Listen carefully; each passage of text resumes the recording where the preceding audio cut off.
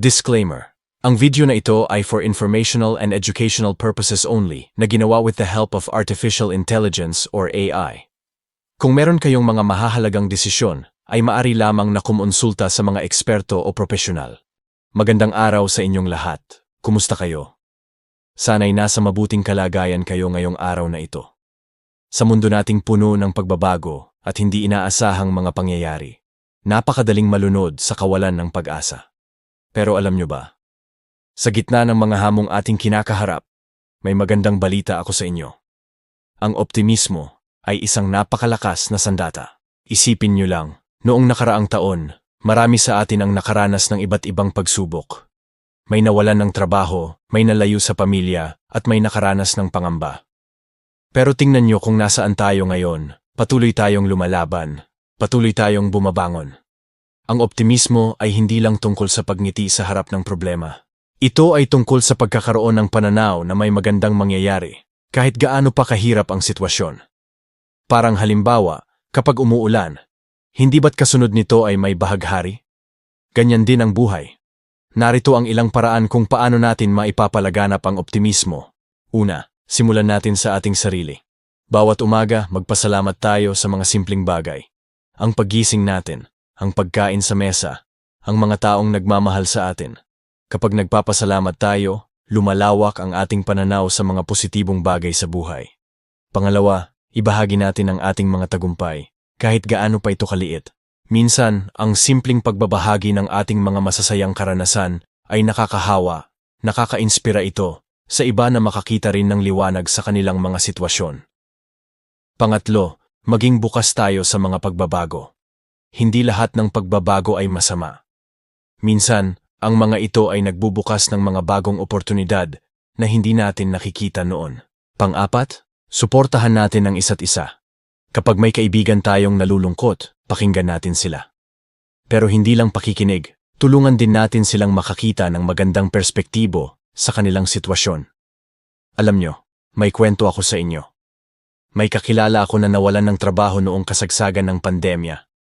Sa halip na magmukmok, ginawa niyang oportunidad ang sitwasyon. Nagsimula siya ng maliit na online business. Ngayon, mas malaki pa ang kanyang kita kaysa sa dating trabaho niya. Hindi niya ito magagawa kung hindi siya naging optimistiko sa kabila ng pagkawala ng trabaho. Ang optimismo ay hindi nangangahulugang hindi tayo pwedeng malungkot o ma-stress. Normal lang yan. Ang importante ay hindi tayo nagpapatalo sa mga negatibong emosyon na ito. Ginagawa natin silang motivation para bumangon at subukang muli. Sa mga panahong walang katiyakan, ang optimismo ay parang ilaw sa dilim. Hindi man nito kayang pawiin ang kadiliman, pero tinutulungan tayo nitong makita ang daan patungo sa ating mga pangarap at mithiin. Kaya nga, hinihikayat ko kayo. Maging tagapagpalaganap tayo ng optimismo. Sa simpleng ngiti, sa mga salitang nagbibigay pag-asa, sa mga kilos na nagpapakita ng malasakit, lahat ng ito ay may malaking epekto sa mga taong nasa paligid natin. Tandaan natin na ang bawat pagsubok ay may katapusan. At sa bawat katapusan ay may bagong simula.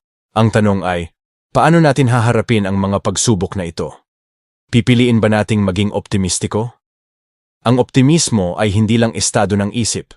Ito ay isang desisyon.